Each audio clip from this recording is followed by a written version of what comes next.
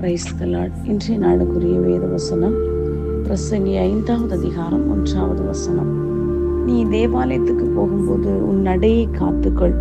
மூடர் பலியிடுவது போல பலியிடுவதை பார்க்கிலும் செவி கொடுக்க சேர்வதே நலம்.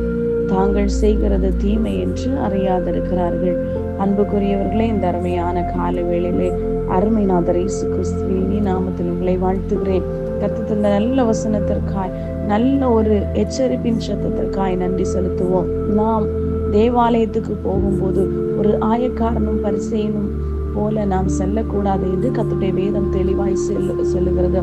இன்றைக்கு அநேக இடங்களிலே பார்த்தோமானால் சபைகளுக்குள்ளாக அரசியல் கதைகளும், இல்லை என்றால் பதவி பட்டம், இல்லை என்றால் பொருளின் காரியங்கள் மாத்திரம் அங்கு பெரியதாக நியமிக்கப்படுகிறது. அந்த கொடுமையான காலகட்டத்திலே வாழ்ந்து கொண்டிருக்கிறோம். நீங்களும் நானும் செய்ய வேண்டியது கர்த்தரை மாத்திரம் சார்ந்து கொள்ள வேண்டும். கர்த்தருடைய வார்த்தையில் இருக்கிற நீதியை நாம் சார்ந்து கொள்ள வேண்டும். மூடர் பலியிடுவதை போல ஏதோ பலியிடுவதற்காக அல்ல, தேவ சப்தம் கேட்க போல நாம் தேவனோடு உறவாட வேண்டும். தேவனோடு நாம் பேசி கொண்டிருக்க வேண்டும். செவி கொடுக்க சேர்வதே நலம். அந்த காரியத்தை குறித்து நீதியும் நியாயம் பேசுவதற்கு அல்ல, கர்த்தருடைய வார்த்தையை கேட்டு அதன்படி நடப்பதற்காக நாம் அழைக்கப்பட்டிருக்கிறோம்.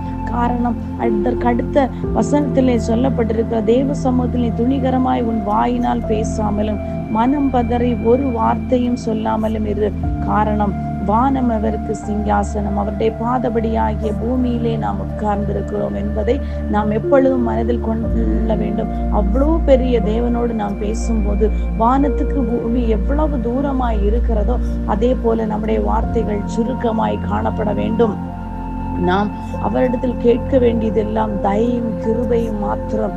காரணம், நமக்கு வேண்டியவற்றை நம்முடைய தகப்பன் அறிந்திருக்கிறார். நாம் உருவாவதற்கு முன்பதாக, தாயின் வயிற்றில் உருவாவதற்கு கருவில் உருவாவதற்கு முன்பதாக, அதுக்கு உலக தோற்றத்துக்கு முன்பதாக நம்மை முன்குறித்த தேவன் நமக்கு தேவையானதை யாவற்றையும் அறிந்திருக்கிறபடியால் அவருடைய சமூகத்திலே நாம் மனம் பதறி வார்த்தைகளை சொல்லாமல், நாம் தேவ சமூகத்திலே தேவையில்லாமல் ஆகாத சம்பாசனைகள் நல்லொழுக்கத்தை கெடுக்கும் என்று சொல்ல, சொற்களின் மிகுதியினால் பாவம் இல்லாமல் போகாது என்று வேதம் சொல்லுகிறது. இந்த வார்த்தைகளை நினைவிலே கொண்டு நாம் ஒரு பரிசுத்தமான ஒரு சபைக்குள்ளாய், கர்த்தர் பரிசுத்தராய் இருக்கிறது போல நம்மையும் இந்த நாட்களை கர்த்தர் பரிசுத்தமாய் இருக்க அழைக்கிறார். நாம் சபையில் இருக்கும்போது கர்த்தருடைய வேதத்தை தியானித்து அவரோடு சேர்ந்து ஜெபிக்க வேண்டும். இல்லை என்றால் கர்த்தரை துதித்து கொண்டிருக்க வேண்டும். துதியினால் பரலோகம் களிகூற ஆரம்பிக்கிறது. கர்த்தருடைய பிரசன்னம் இறங்க ஆரம்பிக்கும். கர்த்தர் நம்முடைய காரியங்களிலே கர்த்தர் வெற்றி சிறக்க பண்ணுவார். கர்த்தர் தாமே உங்களை ஆசீர்வதிப்பாராக. சபைகளுக்காய் திறப்பிலே நின்று ஜெபிப்போம். கர்த்தர் உங்கள் யாவரையும் ஆசீர்வதிப்பாராக. ஆமென். God bless you all.